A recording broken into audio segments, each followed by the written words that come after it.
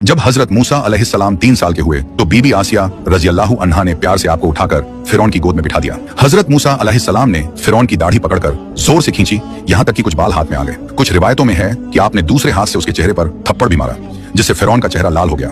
यह देखकर फिरौन गुस्से से भर गया और इरादा किया कि मूसा को कत्ल कर दे। बीबी आसिया ने फौरन कहा, यह बच्चा है, इसे क्या खबर, आप चाहें तो इसका इम्तिहान ले लें। फिरौन के हुक्म पर एक तश्त में कीमती याकूत और दूसरे में दहकते अंगारे रख दिए गए और हजरत मूसा अलैहिस्सलाम को करीब बिठा दिया गया। जब आपने हाथ याकूत की तरफ बढ़ाना चाहा तो हजरत जिब्रील अलैहिस्सलाम ने फौरन आपका हाथ मोड़कर अंगारों की तरफ कर दिया। हजरत मूसा अलैहिस्सलाम ने एक अंगारा उठाकर मुंह में रख लिया, जिससे आपकी जबान में हल्की सी गिरह पड़ गई। यह मंजर देखकर फिरौन का दिल पसीज गया। उसने कत्ल का इरादा छोड़ दिया और हजरत मूसा अलैहिस्सलाम को दोबारा बीबी आसिया रजी अल्लाह अन्हा के सुपुर्द कर दिया।